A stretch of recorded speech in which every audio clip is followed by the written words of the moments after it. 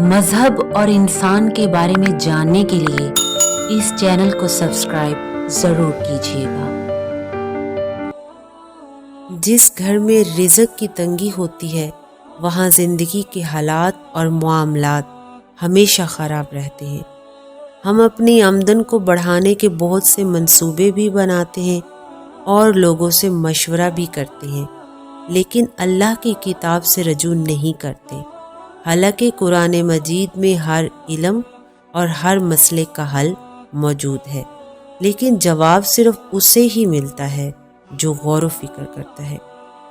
جو لوگ رزق کی تنگی کی وجہ سے پریشان رہتے ہیں ان کے لیے اللہ نے قرآن مجید میں سورہ نوح میں آیت نمبر 10 سے 12 تک مال و دولت کو بڑھانے کا بہترین طریقہ بتایا ہے اور وعدہ فرمایا ہے کہ اللہ ان کو مال و دولت ضرور دے گا۔ قرآن مجید میں رزق کو بڑھانے کا طریقہ یہ ہے۔ آیت نمبر 10 میں اللہ فرماتا ہے، اگر تم کہہ دو گے استغفر اللہ، اے اللہ میں تجھ سے معافی مانگتا ہوں، تو اللہ فرماتا ہے میں تمہیں معاف بھی کر دوں گا اور آسمان سے تمہارے لیے بہترین رزق بھیجوں گا۔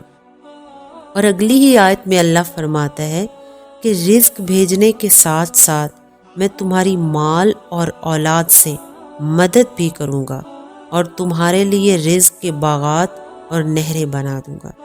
قرآن مجید میں اللہ فرماتا ہے کہ صرف استغفر اللہ کا ورد کرنے سے اللہ رزق بارش کی طرح بھیجتا ہے۔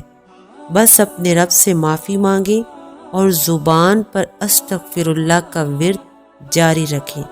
جو کام بھی آپ کر رہے ہیں اللہ اسی میں برکت ڈال کر آپ پر رزق کی تنگی کو دور کر دے گا، کیونکہ یہ قرآن کا وعدہ ہے کہ استغفر اللہ پڑھنے سے رزق بارش کی طرح ملتا ہے، اور قرآن کا وعدہ اللہ کا وعدہ ہے اور اللہ اپنے وعدوں کو کبھی نہیں بھولتا۔